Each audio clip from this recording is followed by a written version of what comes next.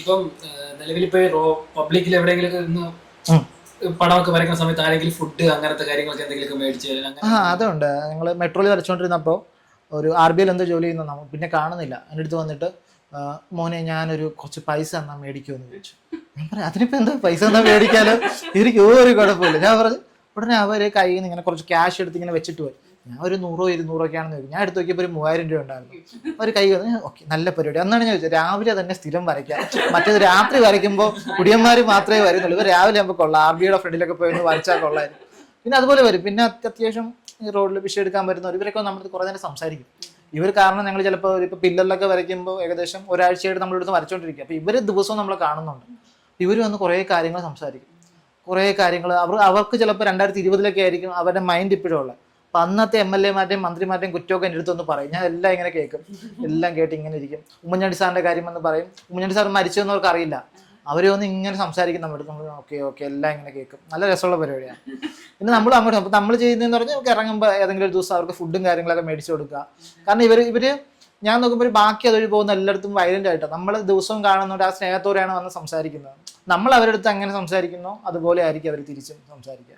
അങ്ങനെ ഈ പൊളിറ്റിക്സ് ഇതിനകത്തേക്ക് ഡ്രോയിങ്ങിലേക്ക് വരാറുണ്ട്. പൊളിറ്റിക്സിനെ പറ്റി പറയുകയാണെങ്കിൽ നമുക്ക് ഈ മറ്റേ തുണിയൊക്കെ വലിച്ചിട്ട് ബാനർ വരച്ചിട്ട് ഈ പാർട്ടിക്കാർ വരയ്ക്കാൻ വിളിക്കും.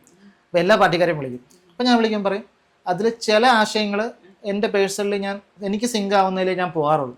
ഇതിപ്പോൾ ഏത് പാർട്ടിക്കാർ വിളിച്ചാലും ഞാൻ പറയും നിങ്ങളുടെ ഇന്നത്തെ പരിപാടിയുടെ ആശയം എന്താണെന്ന് ചോദിക്കും. അപ്പോൾ അവർ ഇന്നതാണെന്ന് പറയും. അപ്പോൾ ഇതിൽ ഞാൻ പോസിറ്റീവായിട്ട് എങ്ങനെയാണ് ഞാൻ അപ്രോച്ച് ചെയ്യുന്നത് വെച്ചാൽ അത് ഞാനും അവരുടെ ആശയവും തമ്മിൽ സിങ്ക് ആണെങ്കിൽ, ഇപ്പോൾ CPM ആണെങ്കിലും BJP ആണെങ്കിലും കോൺഗ്രസ് ആണെങ്കിലും ഞാൻ പോയി വരയ്ക്കാറുണ്ട്. അത് എല്ലാ പാർട്ടിക്കാരുടെ പരിപാടിക്കും പോയി വരച്ചിട്ടുണ്ട്. ഈ ഫ്രീ ആയിട്ട് ചെയ്യുന്നത് സ്വന്തമായിട്ട് എടുത്ത് ചെയ്യുന്ന പ്രോജക്ട്സിൽ എന്താണ് ഇൻസ്പിറേഷൻ? അത് പലതുണ്ട്. അപ്പോഴത്തെ തോട്ട്സ് പോലെ ഇരിക്കും. ഇപ്പോൾ ഉദാഹരണം പറഞ്ഞാൽ ഞാനിപ്പോൾ ഹിഡൻ ടൈൽസ് എന്ന് പറയുന്ന ഒരു പ്ലാറ്റ്ഫോം ഉണ്ട്. അവരെന്നെ ഇപ്പോൾ ലാസ്റ്റ് കൊച്ചിയിൽ ഒരു ലൈവ് ആർട്ട് ചെയ്യാൻ വിളിച്ചിട്ടുണ്ടായിരുന്നു. അപ്പോൾ അവർ സെൽഫ് എക്സ്പ്ലോർ ചെയ്യുന്ന ഒരു തീമാണ് അവർ തന്നത്. അപ്പോൾ ഞാനപ്പോൾ നമ്മുടെ സ്ഥിരം പരിപാടി പിൻട്രസ്റ്റിൽ കയറി എന്താണ് നമ്മുടെ എൻ്റെ സെൽഫിനെ പറ്റി ഞാൻ പിൻട്രസ്റ്റിൽ തപ്പി നോക്കാം. അപ്പം അതിൻ്റെ അകത്ത് എല്ലാം ട്രാവൽ ചെയ്യുന്നു. അപ്പോൾ ഞാൻ എൻ്റെ സെൽഫിനെ പറ്റി അതിൻ്റെ അകത്ത് നോക്കാം. അപ്പോൾ ഞാൻ നോക്കിയപ്പോൾ എനിക്ക് റീസെൻ്റ്ലിയാണ് എൻ്റെ കല്യാണം കഴിഞ്ഞത്. അപ്പോൾ ഞാൻ എന്ത് ചെയ്തു, ഞാൻ എൻ്റെ അടുത്തൊരു സ്റ്റേജ്, ഒരു ഹസ്ബൻഡ് എന്നുള്ളൊരു സ്റ്റേജ് എക്സ്പ്ലോർ ചെയ്തുകൊണ്ടിരിക്കുക. അപ്പോൾ ജസ്റ്റ് തുടങ്ങിയതേ ഉള്ളൂ. അപ്പോൾ ഞാൻ നോക്കിയപ്പോൾ എന്നാൽ പിന്നെ ആ ഒരു സ്റ്റേജ് ഇപ്പോൾ ഒരു 4 മാസം ആവുന്നു. അപ്പോൾ ഞാൻ അതും കൂടെ ചേർത്ത് എൻ്റെ ആ ഒരു അച്ഛൻ എന്നുള്ളതോ അല്ലെങ്കിൽ ഭർത്താവ് എന്നുള്ള സ്റ്റേജ് ആ സാധനമാണ് അതിലോട്ട് വരയ്ക്കുന്നത്. അപ്പം നമുക്ക് നമ്മുടേതായിട്ടുള്ള ഓൾഡേയും നമ്മുടെ കല്യാണത്തിൻ്റെയും ആ കുഞ്ഞ് വരാൻ പോകുന്നതിൻ്റെ എല്ലാം കൂടെ ചേർത്തിട്ടുള്ളൊരു സാധനം. അത് ഞാൻ യൂഷ്വലി നമ്മൾ പെയിൻ്റ് അല്ല ചെയ്യുന്നത്, സ്പോഞ്ച് വെച്ചിട്ടാണ് ഞാനത് മൊത്തം ചെയ്തത്. ഇത് കൊച്ചിയിലാണ് ചെയ്തത്. അതിപ്പോൾ 2 ദിവസം എടുത്ത് ചെയ്തൊരു പരിപാടി. ബ്ലാങ്ക് വാൾ കിട്ടിയാൽ എന്തായിരിക്കും? വേറെ ഒന്നുമില്ല, വെറുതെ ഒരു ബ്ലാങ്ക് വാൾ എന്തായിരിക്കും വരയ്ക്കാൻ പോകുന്നത്? ഇപ്പോൾ ഒരു ബ്ലാങ്ക് വാൾ കിട്ടിക്കഴിഞ്ഞാൽ ഞാൻ മഴയായിരിക്കും വരയ്ക്കുക. കാരണം നമ്മുടെ ഇൻ്റർവ്യൂവിന് വന്നിട്ട് മൊത്തം മഴയായിരുന്നു. അപ്പോൾ മഴയുടെ എന്തെങ്കിലും ഒരു സാധനം. പിന്നെ ഇവിടെ വന്നപ്പോൾ ഇവിടെ മൊത്തം ചെടികളും ഇവിടെ കൂടുതലും ടെറോക്കോട്ട ഒരു ബ്രൗൺ കളർ സാധനമാണ് കൂടുതൽ കാണും. ഈ സാധനങ്ങൾ ഇങ്ങനെ വരച്ചുകൊണ്ടിരിക്കുമ്പോൾ സാധനം വരും. നമ്മൾ പ്ലാൻ ചെയ്ത് ചിലപ്പോൾ മഴ വരച്ചാലും ചിലപ്പോൾ വരച്ച് കഴിയുമ്പോൾ വെയിലായിരിക്കും. നമ്മുടെ ഈ തോട്ട് പ്രോസസ്സ് മാറിക്കൊണ്ടിരിക്കും. അതിപ്പോൾ പറയുന്നത് വെച്ചാൽ നമ്മളിപ്പോൾ ഒരു ക്യാൻവാസ് എടുത്തിട്ട് ഞാനിപ്പോൾ ഒരു ചുവന്ന വര വരയ്ക്കുന്നു. ഞാൻ കമ്മ്യൂണിസത്തിൻ്റെ ചുവന്ന വരയായിരിക്കും വരയ്ക്കുക. പക്ഷെ വേറൊരാൾ വന്നത് രക്തത്തിൻ്റെ ചുവപ്പായിട്ടും കാണാം. അത് ഓരോരുത്തരുടെയും ഈ സാധനം ചിലർ അത് സ്റ്റോപ്പ് ചെയ്യാനുള്ള ഒരു ഇതായിട്ടും കാണാം. ഇപ്പോൾ ഒരു മെൻ്റലി ഡിസ്റ്റർബ് ആയിട്ടുള്ള ഒരാൾ അത് കാണുമ്പോൾ ചുവപ്പിൽ അവർക്ക് സ്റ്റോപ്പ് ചെയ്യാൻ തോന്നും. അവരുടെ ഡിപ്രഷൻ സ്റ്റേജ് ആണെങ്കിൽ ഇതെനിക്ക് ഇത് നിർത്താനുള്ള ഒരു സൈനാണ് എന്ന് തോന്നും. അപ്പം നമ്മൾ വരയ്ക്കുന്നതും ആൾക്കാരുടെ പെർസ്പെക്റ്റീവ് അനുസരിച്ച് ഈ സാധനം മാറിക്കൊണ്ടിരിക്കും. ഈ സ്ട്രീം ഓഫ് തോട്ട് പോലെ ഇങ്ങനെ വരച്ച് വരുമ്പോൾ എപ്പോഴാണ് നിർത്തണ്ടേന്ന് അറിയാൻ പറ്റുമോ? സത്യം പറഞ്ഞാൽ ഒരു പടവും തീരുന്നില്ല. എല്ലാ പടവും ഇൻകംപ്ലീറ്റ് ആണ്. നമുക്കത് എത്ര വേണമെങ്കിലും ആഡ് ചെയ്ത് ഇപ്പോൾ പണ്ടത്തെ പ്രശസ്തരായിട്ടുള്ള ചിത്രകാരുടെ എല്ലാ പടവും എടുത്ത് സ്കാൻ ചെയ്ത് നോക്കുമ്പോൾ അതിൻ്റെ അകത്ത് പറയുന്നുണ്ട് അതിൻ്റെ അകത്ത് വേറെ പടങ്ങളും ഉണ്ടായിരുന്നു. നമ്മളിങ്ങനെ ഇരുന്ന് ഇപ്പോൾ എത്ര നല്ലോണം നമ്മൾ വരച്ച് വെച്ചാൽ നമുക്ക് ഇങ്ങനെ ഇരുന്നിട്ട് നമുക്ക് പെട്ടെന്നൊരു അടുത്തൊരു തോട്ട് തോന്നി നമ്മൾ വെള്ളം എടുത്തത് ക്യാൻവാസിട്ട് അടിച്ചിട്ട് അത് നമ്മുടെ മൈൻഡാണ്. ചിലപ്പോൾ അത് കഴിഞ്ഞിട്ട് നമ്മൾ റിഗ്രറ്റ് ചെയ്യായിരിക്കും, അയ്യോ നല്ലോണം വരച്ച സാധനം ഞാൻ മായ്ച്ചല്ലോ. പക്ഷെ നമുക്കൊരു വരയ്ക്കാൻ തോന്നിക്കഴിഞ്ഞാൽ ഇപ്പോൾ കണ്ടിട്ടില്ല ആൾക്കാർ ബെസ്റ്റ് ടിക്കറ്റിൽ വരയ്ക്കുന്നത്. നമുക്കിപ്പോൾ വരയ്ക്കാനൊരു കിക്ക് തോന്നിക്കഴിഞ്ഞാൽ നമ്മൾ ആ കിട്ടുന്ന സാധനം വെച്ച് നമ്മളപ്പോൾ നമുക്ക് എന്താണോ മനസ്സിൽ വരുന്നത് അത് വരച്ച് ചിലപ്പോൾ നമ്മൾ സ്റ്റോർ ചെയ്ത് വെക്കും. ഇന്നൊരു സാധനം ഇന്നടുത്ത് പോകുമ്പോൾ വരയ്ക്കണം അങ്ങനെ. എപ്പോഴെങ്കിലും ഇങ്ങനെ ഇൻസ്പിറേഷൻ കിട്ടാണ്ട് വന്നിട്ടുണ്ടോ? എപ്പോഴെങ്കിലും വരയ്ക്കാൻ നിലവിൽ എനിക്ക് ആ ഒരു സ്റ്റേജ് എൻ്റെ അടുത്ത് ആൾക്കാർ പറയാറുണ്ട് ഇങ്ങനെ ഇങ്ങനെ മൈൻഡ് ബ്ലാങ്ക് ആയി പോടാ, അതിന് എന്ത് ചെയ്യും, ക്രിയേറ്റീവ് ബ്ലോക്ക് വന്നു എന്ത് ചെയ്യണം എന്നുള്ള. എനിക്ക് നിലവിൽ ഇതുവരെ വന്നിട്ടില്ല. ഞാൻ എന്ത് കിട്ടിയാലും അതിൽ വരയ്ക്കും. അപ്പോൾ നിലവിൽ ആ ഒരു സ്റ്റേജ് ഇതുവരെ ഞാൻ വന്നിട്ടില്ല. അങ്ങനെ വരാതിരിക്കട്ടെ എന്ന് പ്രതീക്ഷിക്കുന്നു. അതെന്താണ് കാരണം എന്നറിയാം? കാരണം ഞാൻ നോക്കുന്നത്, ഞാൻ എല്ലാത്തിലും മാക്സിമം പോസിറ്റീവായിട്ട് നിൽക്കാൻ ആലോചിക്കുന്നത്. ഇപ്പോൾ ആൾക്കാർ വന്നിട്ട് നമുക്ക് നെഗറ്റീവ്, ഇപ്പോൾ ഞാൻ ഒരു നെഗറ്റീവായിട്ടുള്ളൊരു പടം വരയ്ക്കുകയാണെങ്കിലും ഇത് പടമാണ്. നമ്മളിപ്പോൾ എനിക്കൊരു വിഷമം വന്നാൽ ആ വിഷമം അവിടെ വെച്ച് കളഞ്ഞ് അടുത്തൊരു കാര്യത്തിലേക്ക് പോകും. അതിന് നമ്മൾ സ്റ്റിക്ക് ഓൺ ചെയ്തിട്ട് നമ്മൾ അടുത്ത ദിവസം കൂടെ ശോകമാവും എന്നുള്ളതേ ഉള്ളൂ. നമ്മൾ അടുത്ത ദിവസം കഴിഞ്ഞത് കഴിഞ്ഞു. ഇപ്പോൾ ഒരു കാര്യം വന്നാൽ എന്താ പറയുക, യെസ് ഓർ നോ, ആ ഒരു 2 ആൻസറേ ഉള്ളൂ. യെസ് ആയാലും നോ ആയാലും നമ്മൾ അടുത്ത ദിവസത്തേക്ക് പോകണം. അപ്പോൾ നമ്മൾ അടുത്ത ദിവസത്തേക്ക് പോകുമല്ലോ. പിന്നെ നമുക്ക് എന്താ, പിന്നെ നമ്മൾ ഇവിടെ എത്ര നാൾ ഉണ്ടാവുമെന്നൊന്നും നമുക്കറിയില്ല. അപ്പം നമ്മൾ ഇത്രയും പ്ലാൻ ചെയ്ത് പോകുന്നതിനേക്കാളും നല്ലത് ഉള്ള സമയം, അതായത് ഇപ്പം നമുക്ക് എന്തെങ്കിലും മോശമായിട്ടുള്ള സാധനം സംഭവിച്ചാലും നമ്മൾ അന്ന് ഹാപ്പി ആയിട്ടിരിക്കണം. അത്രേ ഉള്ളൂ, അത്രേ ഫോളോ ചെയ്യുന്നുള്ളൂ, സിമ്പിളായിട്ട്. ഈ ലോങ് ഡിസ്റ്റൻസ് പോയി വരച്ചു പറഞ്ഞില്ലേ, മനാലി, അതെ അതെ. അവിടെയൊക്കെ വർക്ക് എങ്ങനെയാണ് കിട്ടുന്നത്? അവിടെ നമുക്ക് കുറേ പ്ലാറ്റ്ഫോംസ് ഉണ്ട്. പിന്നെ ഇതുപോലെ നമുക്ക് ഇൻസ്റ്റാഗ്രാം വഴിയൊക്കെ ഇവർ കോൺടാക്ട് ചെയ്യും. അപ്പോൾ അവർ ഇങ്ങനെ ചോദിക്കും. അപ്പോൾ നമ്മൾ ട്രാവൽ എക്സ്പെൻസും കൂടെ ചേർത്തിട്ടായിരിക്കും പറയും.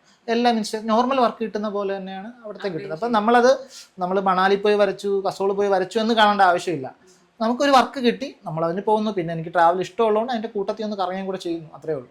പിന്നെ ട്രിവാൻഡ്രത്ത് കിടന്നിട്ട് ഇവിടുത്തെ ഇൻസ്റ്റാഗ്രാം പേജിൽ ഇട്ടിട്ട് അവിടുന്ന് കണ്ട് വിളിക്കുന്ന ആൾക്കാരാണ്. അതെ അതെ അതെ. അതിപ്പോൾ വർക്ക് ചെയ്യുമ്പോൾ കിട്ടുന്നുണ്ട്. ഇൻസ്റ്റാഗ്രാം ത്രൂ അത് കിട്ടുന്നുണ്ട്. നമ്മൾ എടുക്കുന്ന, കാരണം എൻ്റെ ഫോളോവേഴ്സ് ലിസ്റ്റിലും എബ്രോഡുള്ള ആൾക്കാരുണ്ട്, ഇങ്ങനെ പലയിടത്തുള്ള ആൾക്കാരുണ്ട്. പിന്നെ ഇതിൽ നമുക്ക് ശ്രദ്ധിക്കേണ്ട ഒരു കാര്യം, ഞാൻ ശ്രദ്ധിക്കുന്ന ഒരു കാര്യം, നമുക്ക് ആര് മെസ്സേജ് അയച്ചാലും ഞാൻ അവർക്ക് റിപ്ലൈ കൊടുക്കും. അത് നമ്മൾ ജെൻഡർ നോക്കിയിട്ടല്ല, അവരെങ്ങനെയാണെന്ന് നോക്കിയിട്ടല്ല. നമ്മളിപ്പോൾ എന്നെ ഫോളോ ചെയ്യുന്നില്ലെങ്കിൽ നമ്മൾ റിപ്ലൈ കൊടുക്കും. അതിൻ്റെ അത് വേറൊരു പ്രശ്നം എന്ന് പറയുന്നത്, ഇപ്പോൾ റീസെൻ്റ്ലി ഒരു ഫോട്ടോഗ്രാഫറിനെ ക്യാമറയുടെ ഫോട്ടോ എടുക്കണമെന്ന് പറഞ്ഞിട്ട് പുള്ളിയെ കൊന്നിട്ടുണ്ടായിരുന്നു. അപ്പോൾ നമ്മൾ വിളിച്ച ഉടനെ നമ്മൾ അഡ്വാൻസ് പേ ചെയ്തിട്ട് നേരെ വണ്ടിയും പിടിച്ച് അങ്ങോട്ട് പൊയ്ക്കളയരുത്. അവരുടെ ഡീറ്റെയിൽസ് നോക്കുക, എത്രത്തോളം കസ്റ്റമർ ജെനുവിൻ ആണെന്ന് നോക്കുക, അഡ്വാൻസ് പേയ്മെൻറ്റ് മേടിച്ചിട്ട് നമ്മൾ അത്യാവശ്യം പ്രൊഫൈൽ ഒന്ന് ചെക്ക് ചെയ്തിട്ട് വേണം ഇറങ്ങാൻ. അവിടെ നമ്മൾ ഫ്രണ്ട്സ് ഉണ്ടെങ്കിൽ, പിന്നെ നമ്മൾ ട്രാവൽ ചെയ്യുമ്പോഴത്തേക്കും വീട്ടിലെ ലൊക്കേഷൻ, നമ്മുടെ ലൈവ് ലൊക്കേഷൻ എപ്പോഴും എൻ്റെ വീട്ടിലെ അമ്മയും വൈഫ് അച്ഛനൊക്കെ ആയിട്ട് ഷെയർഡ് ആണ്. അപ്പോൾ നമ്മൾ ഒറ്റയ്ക്ക് ട്രാവൽ ചെയ്യുമ്പോൾ ഇതെല്ലാം നോക്കണം. കാരണം നമ്മൾ പോകുന്നത് സ്ട്രേഞ്ച് ആയിട്ടുള്ള സ്ഥലത്താണ്.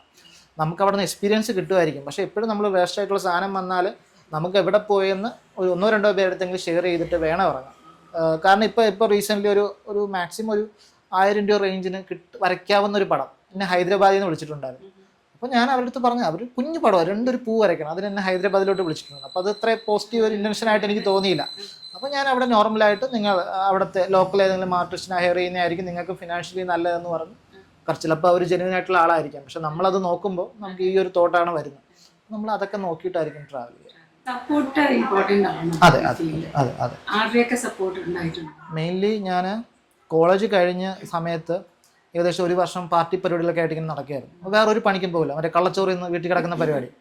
അപ്പോൾ വീട്ടിൽ വരും, കിടക്കും, ഉറങ്ങും. എവിടെയെങ്കിലും പാർട്ടി പരിപാടി ഉണ്ടെങ്കിൽ അതിന് പോകും, തിരിച്ച് വീട്ടിൽ വന്ന് കിടന്നുറങ്ങും. ഇത് തന്നെയായിരുന്നു ഏകദേശം ഒരു 1.5 വർഷത്തോളം. അത് കഴിഞ്ഞാണ് ഈ പ്രോപ്പർട്ടിയുടെ പരിപാടി തുടങ്ങിയത്. അത് നമ്മുടെ നയനയുണ്ടല്ലോ, ഡാൻസർ നയന. അപ്പോൾ നയനയുടെ അവിടെയാണ് ഈ ഡാൻസ് പ്രോപ്പർട്ടിയുടെ പരിപാടിയൊക്കെ ചെയ്തു തുടങ്ങിയത്. അപ്പോൾ അത് കഴിഞ്ഞിട്ടാണ് ഈ കോവിഡ് ബ്രേക്ക് വന്നത്. ഇപ്പം ഞാൻ ഈ കള്ളച്ചോറിൻ്റെ സമയത്തും ഈ പ്രോപ്പർട്ടി വർക്കിന് നമുക്ക് ഫുൾ ടൈം നമ്മുടെ ക്യാഷ് റോളാവുന്നില്ല. അപ്പോൾ എൻ്റെ ചേട്ടനാണ് വീട്ടിലെ കാര്യം മൊത്തം നോക്കിയതും വീട്ടിലെ എല്ലാ പരിപാടിയും. ചേട്ടൻ്റെ വൈഫുണ്ട്, രാജേശ്വരി എന്ന പേര്, പുള്ളിക്കാരി ഡാൻസറാണ്. അപ്പോൾ ഇവരും അച്ഛൻ്റെ പെൻഷനും എല്ലാം കൂടെ വെച്ചിട്ടാണ് വീട് ഓടുന്നത്. ഞാൻ അവിടെ ചോറുണ്ണാൻ പോകുന്നു എന്നുള്ള പരിപാടി മാത്രമേ എനിക്കുള്ളൂ. പിന്നെ ചേച്ചി ക്യാരിങ് ആയ സമയത്താണ് ഞാനൊരു സെപ്പറേറ്റ് വീട് എടുത്ത്, കാരണം സ്പ്രേ പെയിൻറ്റും കാര്യങ്ങളൊക്കെ യൂസ് ചെയ്യുന്നുണ്ട്. ചേച്ചിക്ക് ഒരു ബുദ്ധിമുട്ടായിരിക്കും. വേറൊരു സംഭവമായിട്ട് നമ്മുടെ ഇതിന് വേണ്ടി സെപ്പറേറ്റ് സ്പേസ് നോക്കി. പിന്നെ അതങ്ങ് ഫോളോ അപ്പ് ചെയ്ത് കാരണം ഇവരുടെ ഒരു സപ്പോർട്ട് എനിക്ക് ഫുൾ ടൈം ഉണ്ടായിരുന്നു, ഇപ്പോഴും ഉണ്ട്.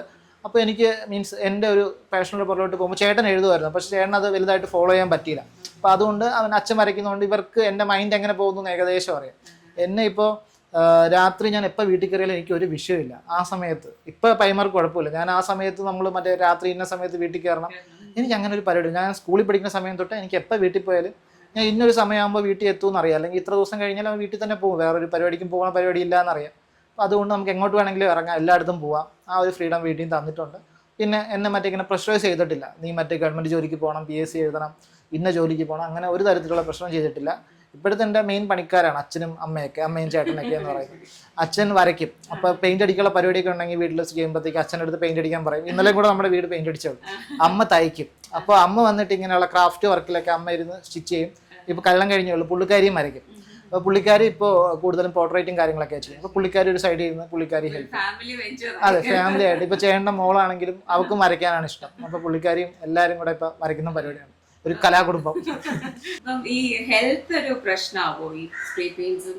അതെ അതെ. നമ്മളിപ്പോൾ അത് നമ്മൾ പണ്ട് ഞാൻ വരച്ചുകൊണ്ടിരിക്കുമ്പോൾ നമ്മുടെ സ്ഥിരം പരിപാടി നമുക്ക് ആരോഗ്യമുണ്ടല്ലോ എന്ന് പറഞ്ഞ് നമ്മൾ രാത്രി മൊത്തം പണിയെടുക്കുന്നു, രാവിലെ തോന്നുമ്പോൾ കിടന്നുറങ്ങുന്നു, പിന്നെ നമുക്ക് തോന്നുമ്പോൾ തോന്നിയ സമയത്ത് ഫുഡ് കഴിക്കുന്നു, ഇതൊക്കെയായിരുന്നു പരിപാടി. പിന്നെ ഞാൻ നോക്കി രാത്രി ഉറങ്ങി, നമ്മൾ എത്രത്തോളം രാത്രി മാക്സിമം ഉറങ്ങിയിട്ട് വെളുപ്പിന് എണീച്ച് പണി ചെയ്യുന്നതാണ് പരിപാടി. അടിപൊളിയായിട്ട് ചെയ്യും. കാരണം വെളുപ്പിന് എണീച്ച് പരിപാടി ഉച്ചയ്ക്ക് മുമ്പ് നമ്മുടെ പരിപാടി കഴിയും. പിന്നെ നമുക്കൊരു ഡേ ബാക്കി കിട്ടും. മറ്റേന്ന് പറഞ്ഞാൽ നമ്മൾ രാവിലെ മൊത്തം ഉറക്കപ്പിച്ചിരിക്കും. ഇത് നമുക്ക് കുറച്ച് ദേഹാശ്വാസങ്ങളൊക്കെ വരുമ്പോഴാണ് നമ്മളിത് പഠിക്കുന്നത്. അതുവരെ ഇതിനുള്ള ബുദ്ധി നമുക്കില്ല. അപ്പോൾ പിന്നെ എനിക്ക് അത് കംഫർട്ടായി. അത് എല്ലാത്തവരും കാണുമായിരിക്കും. പിന്നെ ഇപ്പം ഞാൻ നോക്കുന്നത് മാക്സിമം ഞാൻ രാത്രി തന്നെ കിടന്നുറങ്ങാനാണ് നോക്കുന്നത്. പിന്നെ അടുത്ത പരിപാടി എന്ന് പറഞ്ഞാൽ ഇപ്പോൾ ഒരു ചെന്നൈയിലോ ബാംഗ്ലൂരൊക്കെ വർക്ക് ഉണ്ടെങ്കിൽ നമുക്ക് കംഫർട്ടബിൾ ആയിട്ടുള്ളൊരു വണ്ടി ബുക്ക് ചെയ്ത് നമ്മൾ ആ വണ്ടി കിടന്നുറങ്ങാം. അപ്പോൾ നമുക്ക് അടുത്ത രാത്രി മാക്സിമം പ്രിഫർ ചെയ്യുന്നു ട്രാവൽ ചെയ്യാൻ. രാത്രി ട്രാവൽ ചെയ്ത് നല്ല വൃത്തിയായിട്ട് കിടന്നുറങ്ങി രാവിലെ ഇവിടെ എത്തുമ്പോൾ നമുക്ക് വർക്ക് ചെയ്യാം. അടുത്ത ദിവസം രാത്രി തിരിച്ചിങ്ങോട്ട് വരും. അപ്പം നമ്മുടെ ആ ഒരു രണ്ട് നൈറ്റും ഉണ്ട്. നമ്മുടെ ട്രാവലും കഴിഞ്ഞ് നമുക്ക് സമയമൊന്നും വേസ്റ്റ് ആവുകയില്ല. നമ്മൾ വർക്ക് ചെയ്ത് തിരിച്ചിങ്ങ് എത്തുകയും ചെയ്യാം. ഈ മഴയുടെ ഒക്കെ പ്രശ്നം വരികയാണെങ്കിൽ എന്താണ്? മഴ. എൻ്റെ ഫ്രണ്ട്സൊക്കെ എൻ്റെ ഋഷിസിംഗ് എന്നാണ് പറയുന്നത്. ഞാൻ എവിടെ പോയാലും മഴയാണ്. മഴയെന്നൊക്കെ പറഞ്ഞാൽ ചിലയിടത്ത് ഈ ഔട്ട്ഡോറൊക്കെ വരയ്ക്കാൻ പോകുമ്പോൾ മഴ പെയ്യുമ്പോൾ നമ്മളിങ്ങനെ നോക്കിയിരിക്കും. അത് നമ്മൾ ഇപ്പോൾ ഫോണിൽ വെതർ ഉള്ളതുകൊണ്ടൊരു ഗുണമുണ്ട്. നമ്മൾ രാവിലെ എടുത്ത് നോക്കും. ഞാൻ പോകുന്ന റൂട്ടിൽ മഴയുണ്ടോ എന്ന് നോക്കും. മഴയുണ്ടെങ്കിൽ ഒന്നും നടക്കൂല. പിന്നെ ചിലയിടത്ത് വെയിൽ കാണിച്ചാൽ ഞാൻ അവിടെ ചെന്ന് ബ്രഷ് ഇങ്ങനെ വയ്ക്കുമ്പോൾ മഴ പെയ്യും. പിന്നെ അത് ശോകമാണ്. പിന്നെ നമ്മൾ വെയിറ്റ് ചെയ്ത് ഇപ്പോൾ പെരുമ്പാവൂർ ഒരു വർക്കിന് പോയി. 2 ദിവസത്തെ വർക്കായിരുന്നു. ഞാൻ അവിടെ ചെന്നിട്ട് 2 ആഴ്ച എടുത്തു. മഴ കാരണം അങ്ങനെ നിന്ന് പിന്നെ അവിടെ സ്റ്റേയും ഫുഡൊക്കെ ഉണ്ടായിരുന്നു. അവിടെ തന്നെ നിന്ന് 2 ആഴ്ച കഴിഞ്ഞിട്ടാണ് വന്നത്. ടെക്നോളജിയിലേക്ക് പോയിട്ടുണ്ടോ? ഇലക്ട്രോണിക് ഡിവൈസസിൽ വരയ്ക്കാനുള്ള ഇല്ലുസ്ട്രേഷൻ ഞാൻ നോക്കി, പക്ഷെ ഭയങ്കര പാടാണ്. അതുകൊണ്ട് ഞാൻ പിന്നെ വേണ്ടാന്ന് വിചാരിച്ചു. പക്ഷെ ചെയ്യണം, അത് പഠിക്കേണ്ടിയിരിക്കുന്നു. കാരണം ഇപ്പോഴത്തെ അടുത്ത ടെക്നോളജിയിലേക്ക് അപ്ഡേറ്റ് ചെയ്യേണ്ടിയിരിക്കുന്നു. പിന്നെ ഞാൻ ചെയ്യുന്ന പരിപാടി എന്ന് പറഞ്ഞാൽ നമ്മുടെ ഇവിടെ 2-3 വർക്കുകളിൽ പിള്ളേർ പ്രൊജക്ടറൊക്കെ യൂസ് ചെയ്ത് വരയ്ക്കുന്നതാണ്. അപ്പോൾ ഞാനും ഒരു പ്രൊജക്ടർ വെച്ച് ഇപ്പോൾ വരയ്ക്കുന്നുണ്ട്. അപ്പോൾ നമ്മൾ സ്കെച്ച് ഇത്രയും കൂടെ ഈസിയാണ്. അപ്പോൾ നമ്മളൊരു വർക്ക് ചെയ്യുമ്പോൾ നമുക്കിപ്പോൾ അല്ലാതെ ഫ്രീ ഹാൻഡ് വരയ്ക്കണമെങ്കിൽ ഫ്രീ ഹാൻഡ് വരയ്ക്കാം. ഞാൻ പ്രൊജക്ടർ യൂസ് ചെയ്ത് സ്കെച്ച് ഇടാറുണ്ട്. എങ്ങനെ അപ്ഡേറ്റഡ് ആയിട്ടിരിക്കുന്നത് പുതിയ ടെക്നോളജി വരുമ്പോൾ നമ്മൾ ചെയ്യുന്നതെന്ന് പറഞ്ഞാൽ നമ്മൾ മാക്സിമം നമ്മുടെ വീഡിയോ ഇടുമ്പോൾ ആൾക്കാർ നമ്മുടെ വീഡിയോ ലൈക്ക് ചെയ്യുന്നില്ലേ, അതുപോലെ നമ്മളെക്കാളും സ്കിൽഡ് ആയിട്ടുള്ള ആർട്ടിസ്റ്റിനെ നമ്മൾ ഫോളോ ചെയ്താൽ അവർ ചെയ്യുന്ന ആക്ടിവിറ്റി കൊണ്ട് ഇവൻ മറ്റേ വരപ്പ് എന്ന് പറയാം, അവൻ ഇത് ചെയ്ത്, അപ്പോൾ നമ്മൾ ഇതിൻ്റെ സെറ്റപ്പ് കണ്ടുപിടിച്ച് നമ്മൾ ഇനി അടുത്ത ചെയ്യണം എന്നൊരു കാറ്റഗറിയിലോട്ട് പോകും. നമ്മൾ അവരെ നോക്കിക്കൊണ്ടിരുന്നിട്ട് നമ്മൾ സെൽഫായിട്ട് അപ്ഡേറ്റ് ചെയ്യണം. അവരെന്തൊക്കെയാണ് ഈ പ്രൊജക്ടറൊക്കെ അങ്ങനെ തന്നെയാണ് ഞാൻ പഠിച്ചത്. ഇവർ നോക്കുമ്പോൾ പുതിയ പരിപാടികളൊക്കെ നോക്കും. അപ്പോൾ ഞാനും അപ്പോൾ നോക്കി ഈ പ്രൊജക്ടർ നമ്മൾ കാണുന്ന പ്രൊജക്ടർ സ്കൂളിൽ മറ്റേ മണ്ടയിൽ കെട്ടി വെച്ചേക്കുന്ന പ്രൊജക്ടർ, ഈ സാധനം കൊണ്ട് ഇവന്മാർ എല്ലായിടത്തും എങ്ങനെ ട്രാവൽ ചെയ്യണം. അപ്പോൾ നമ്മൾ ട്രാവൽ ചെയ്യാൻ പറ്റുന്ന ഒരു പ്രൊജക്ടർ നോക്കി തപ്പി പിടിച്ചെടുത്തു. അതിനൊക്കെ സർവീസ് ഇട്ടാൽ ഇവിടെ ഭയങ്കര പാടാണ്. പിന്നെ അതിനനുസരിച്ച് ഇപ്പോൾ പ്രൊജക്ടർ എല്ലായിടത്തും അവൈലബിൾ ആണ്. പ്രൊജക്ടർ യൂസ് ചെയ്ത് തന്നെ വരയ്ക്കുന്നുണ്ട്. പിന്നെ നമുക്ക് പ്രൊജക്ടറിനെ നമ്പിക്കൊണ്ടിരിക്കാൻ പറ്റില്ല. ഇപ്പോൾ ഇത്രയുള്ള മതിലാണെങ്കിൽ നമുക്ക് പ്രൊജക്ടർ കൊണ്ട് വെച്ചാൽ എങ്ങും അടിക്കാൻ പറ്റില്ല. അത് നമ്മൾ തന്നെ വരയ്ക്കണം, കൈ കൊണ്ട് തന്നെ വരയ്ക്കണം. അതിപ്പോൾ ഓരോയിടത്തും നമുക്ക് ചിലയിടത്ത് ആപ്റ്റാവില്ല. ഇപ്പോൾ മഴ പെയ്താൽ പ്രൊജക്ടർ എടുത്ത് വെക്കാൻ പറ്റില്ല. അപ്പോൾ ടർപ്പലിനടിച്ച് നമ്മൾ തന്നെ വരയ്ക്കും. പിന്നെ ചെയ്യേണ്ടത് ഇപ്പോൾ അനിമിയും കാര്യങ്ങളൊക്കെ ഉണ്ടല്ലോ, ഇതൊക്കെ നമ്മൾ അപ്ഡേറ്റ് ആവണം. അപ്പോൾ നമ്മൾ ചിലയിടത്ത് ചെല്ലുമ്പോൾ ഈ ജിമ്മിലൊക്കെ ചെല്ലുമ്പോൾ ഈ അനിമി ക്യാരക്ടേഴ്സിൻ്റെ ഒക്കെ പോകും. അപ്പോൾ ആദ്യം ഞാൻ ഇങ്ങനെ നോക്കും, ഇതൊക്കെ ആരിത് എന്തൊക്കെ പറയുന്നുണ്ടല്ലോ, കാര്യമായിട്ട് എന്തോ പറയുന്നുണ്ട്. നേരെ ഫോൺ എടുത്ത് നോക്കിയിട്ട് പ്രൊണൗൺസിയേഷൻ ഒന്നും കറക്റ്റ് ആവുന്നില്ല, ഇവന്മാരെ സ്പെല്ലിങ്ങും മനസ്സിലാവുന്നില്ല, ഇങ്ങനെ തപ്പി ഇരിക്കും. പിന്നെ ചെയ്യുന്ന പരിപാടി നമ്മൾ നോക്കും ഇതെന്താണെന്ന് തപ്പിപ്പിടിച്ച്. ആദ്യം എപ്പിസോഡ് കാണാൻ നോക്കി, അപ്പോൾ കണ്ണ് നിറഞ്ഞു 5000-10000 എപ്പിസോഡൊക്കെ കാണുന്നുണ്ട്. ഞാൻ ഇത്ര എപ്പിസോഡ് കാണാൻ നടക്കില്ല.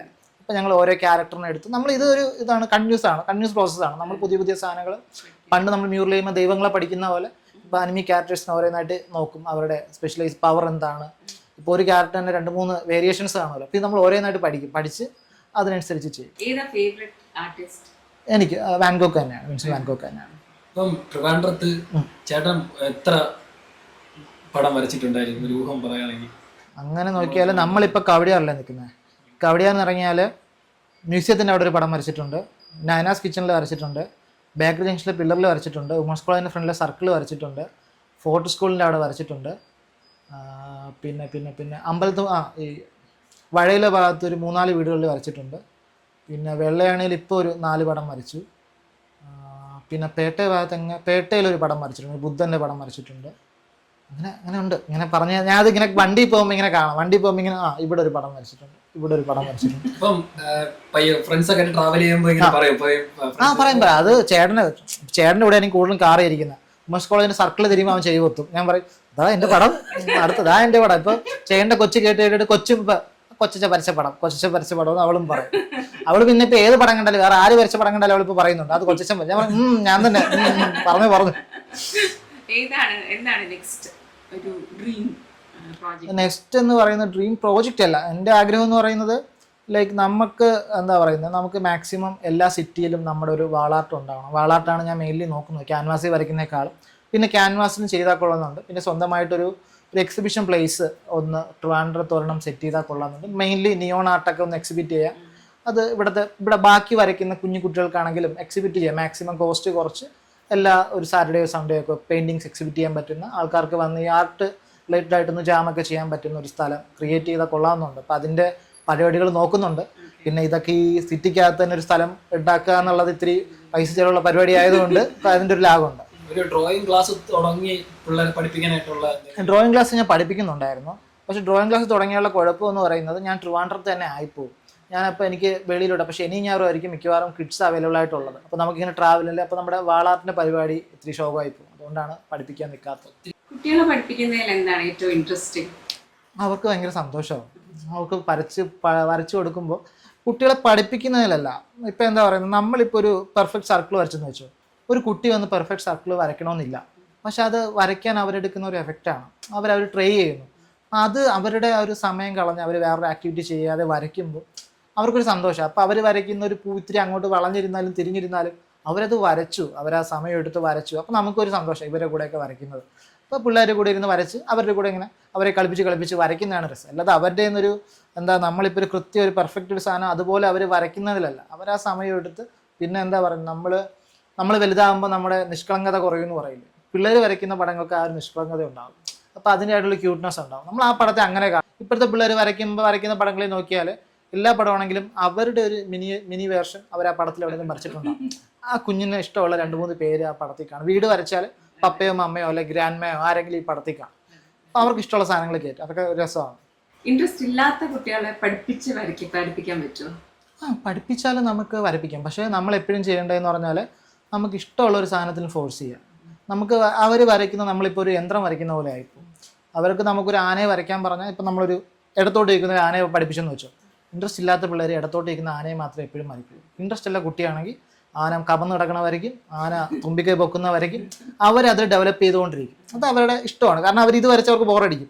അടുത്ത് ഇനി ഇങ്ങോട്ട് എൻ്റെ ആന ഇങ്ങനെയാണ്, എൻ്റെ ആനയ്ക്ക് ഇവിടെ ഒരു മറുക് വേണം, അങ്ങനെ അവർ പുതിയ സാധനങ്ങൾ എൻ്റെ ആന ഇന്ന ഡ്രസ്സ് ഇടണം, അങ്ങനെ അവർ ആഡ് ചെയ്തുകൊണ്ടിരിക്കും. ഇപ്പം നിലവിൽ വരച്ച ഏതെങ്കിലും നല്ല വൈറലായിട്ടുള്ള നിലവിൽ ഞാൻ ടൊവിനോയുടെ പടം വരച്ചത് അത്യാവശ്യം ബിഹൈൻഡ് വുഡ്സിലൊക്കെ വന്നിട്ടുണ്ടായിരുന്നു. പിന്നെ ഏറ്റവും കോമഡി എന്ന് പറയുന്നത്, ഇത്രയും വരച്ചിട്ട് ഒരു ദിവസം എൻ്റെ വീട്ടിൽ ഞാൻ ഒരു പടം വരച്ചു. അതിനൊരു 12 മില്യൺ വ്യൂ കിട്ടി. ബാക്കി എങ്ങും വരച്ചിട്ട് അത് കിട്ടിയില്ല. വീട്ടിൽ ജസ്റ്റ് ഒരു ഫ്ലവറിനെ നടുക്ക് ഒരു കൈ നിൽക്കുന്ന ഒരു പടം വരച്ചു. അതിനൊരു 12 മില്യൺ വ്യൂ കിട്ടിയിട്ടുണ്ടായിരുന്നു. പിന്നെ ടൊവിനോയുടെ പടം അങ്ങനെ കുറച്ച് വ്യൂ കിട്ടി. പിന്നെ ഇതേപോലെ ഒരു ചായക്കടയിൽ പോയി വരച്ചതിന് ഒരു 2 മില്യൺ വ്യൂ അടുപ്പിച്ച് കിട്ടിയിട്ടുണ്ട്. നേരിട്ട് കൊടുക്കാൻ പറ്റും. അത് പുള്ളി ഞാനത് ടൊവിനോയുടെ പടം വരച്ചതെന്ന് പറഞ്ഞാൽ ജസ്റ്റ് നിയോൺ, ഞാൻ പറഞ്ഞില്ലേ പോർട്രേറ്റ് ചെയ്യുന്ന നിയോണിൻ്റെ പരിപാടി.